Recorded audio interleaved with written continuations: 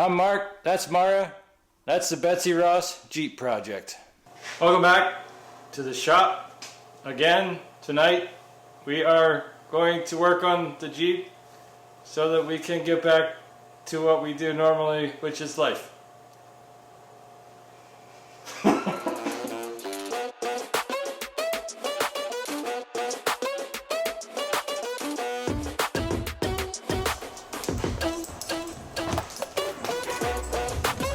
Dun, dun, dun. All right, welcome back for another episode of the Betsy Ross Jeep Project. This is actually the 11th episode of working on this Jeep with my daughter out of frame. Oh wait, no, that's not her name. Her name's Mara. Anyway, Merry Christmas. And a Happy New Year. If you're watching this on the day that we release it, it will be Christmas Day, because I'm gonna finish it, editing it tomorrow and the next day, and we're gonna do work. Anyway, it's probably Sunday, so it's probably Christmas. Or if you see it later, thanks for watching. If you want to see the other ones in the series, just click the link in the corner, and there's a playlist. You can watch them all from the start, from when we went and got it, when we brought it home. Tonight, we're going to do the most boring job possible, which is prepping this area for paint. Now, we've been saying that for a while, the last couple episodes. The next thing we're going to do is paint. But what we're going to do tonight is prep. Okay.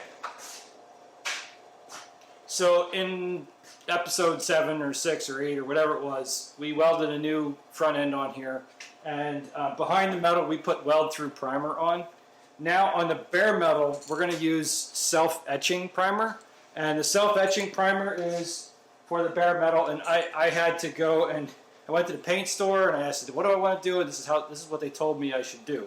And then after I do the self-etching primer on all the bare metal, then we're going to do a primer surfacer, which is a sealant and a filler. So it's a little bit of a thicker paint. And then after we paint it with that, we'll sand it, and then we can start doing the color match base coat and the clear coat. We're not overly worried about the paint in the engine bay. My biggest concern is making sure that we get any bare metal protected and sealed so that the rust doesn't come back. And at the end of the day, I think it'll look really good, and that'll be cool too. So let's get going.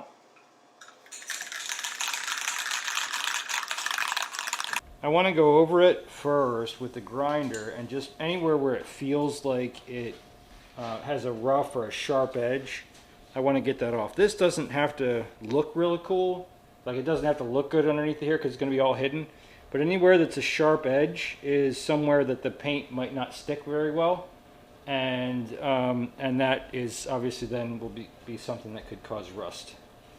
So that's the first thing we got to do.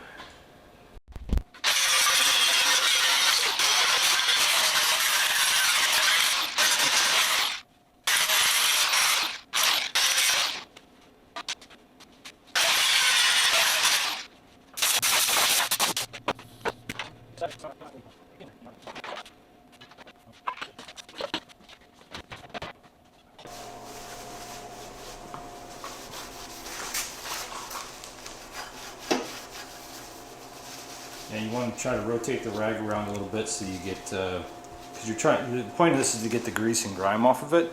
So you see how it's getting dirty? That means we're working.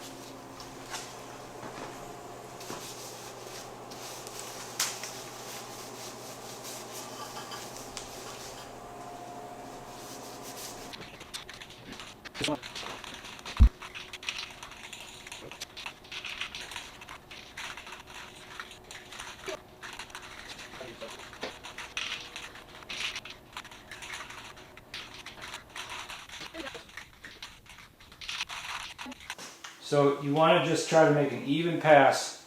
You want to be about this far away, and you want to you want to put a light coat on it, okay? Okay. Do you want to do it? No.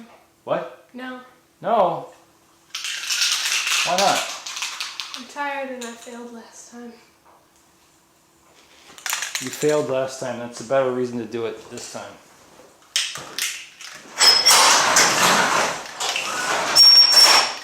Okay.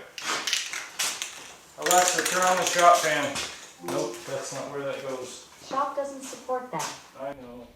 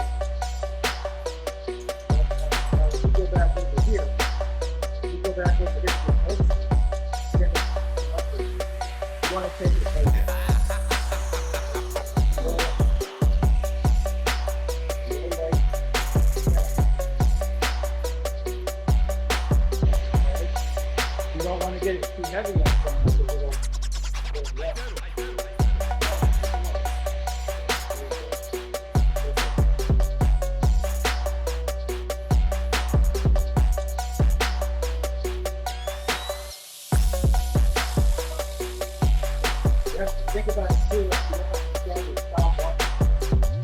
You gotta like do that. Kind of like question.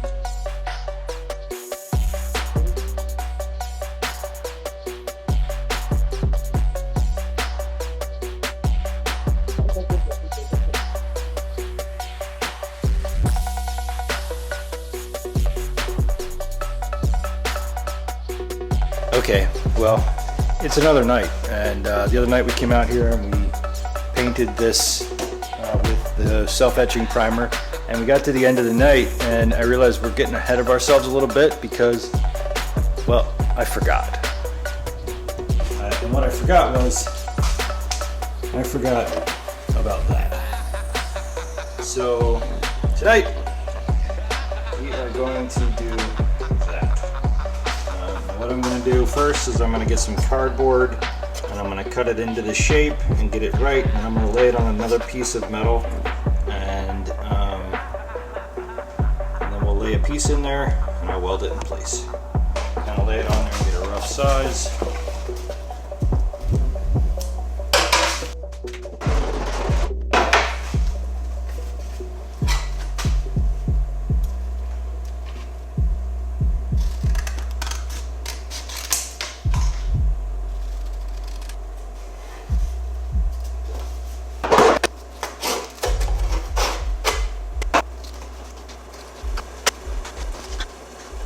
So I put these little markings on there that coincide with the markings on the metal, so once I cut the shape out, I can figure out which shape was supposed to go and how it was, because you can see the angles aren't quite right.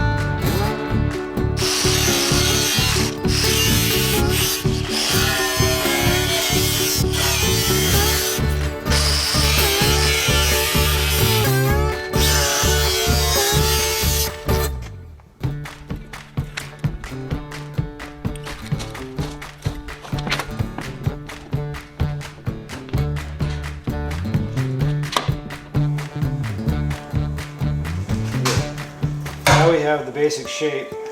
I'm going to mark my lines on here.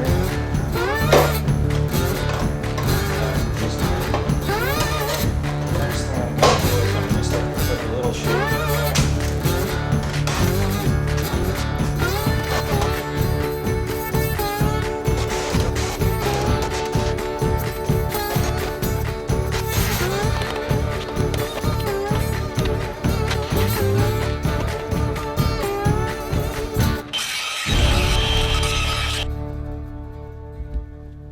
put the, the little tiny touches on there. Get to fine tune it on the bandsaw. Alright.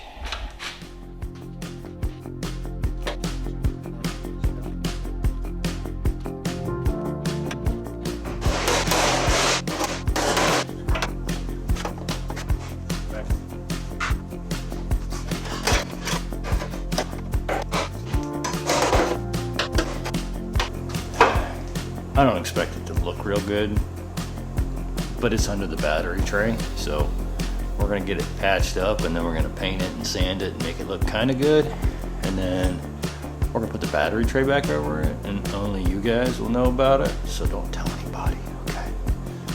Don't tell anybody. We'll get it done. It's more important than right? Take all this paint over here. Up for welding.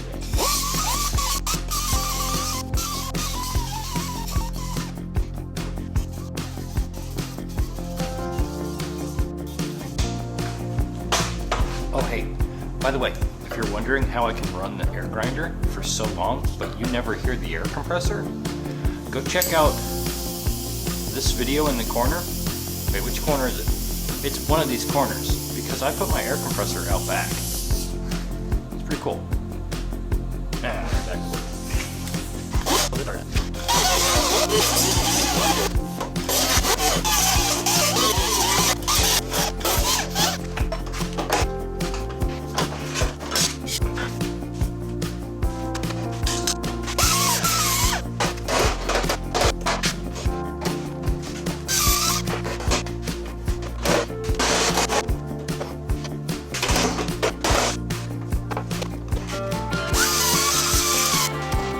Alexa, make an announcement. What time do we have to pick up Mara again?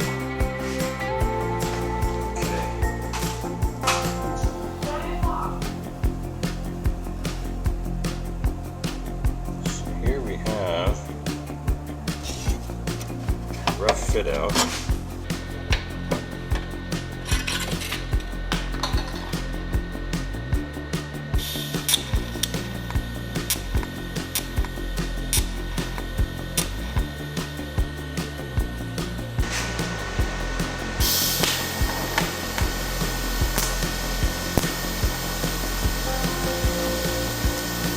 Oops.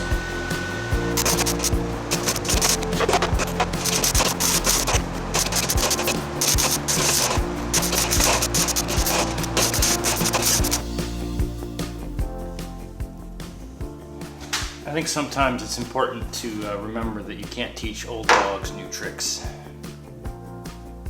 Or maybe you can, but it's sometimes better to go back to the old tricks. I don't know what it is, still got a lot to learn in TIG world, but ran out of time tonight, really wanted to get this done, so I switched back to the MIG and owie, blasted with the shop. So now I gotta dress it up, get it looking semi-presentable, make sure that it's pretty good. Then we'll slap some seam sealer on it, and then we can get some paint going, yada yada yada.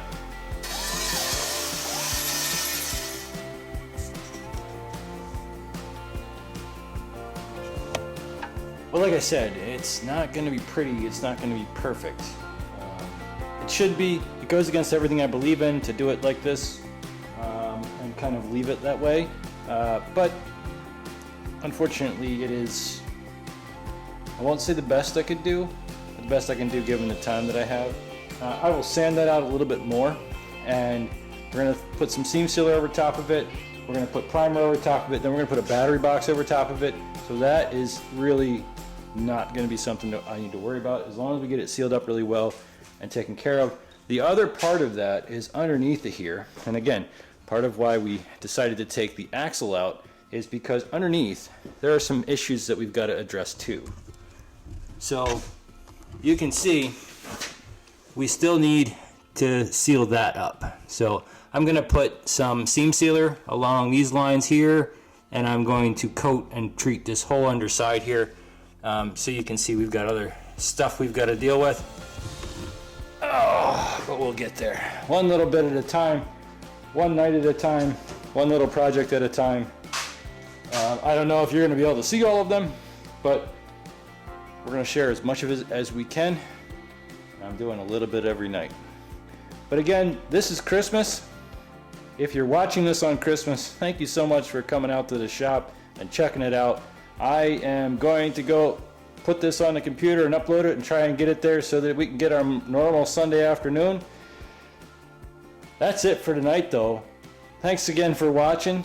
If you haven't already, hit the subscribe button. I'd love to have you come back and see more. This is probably episode, 11? What did I say? I don't remember.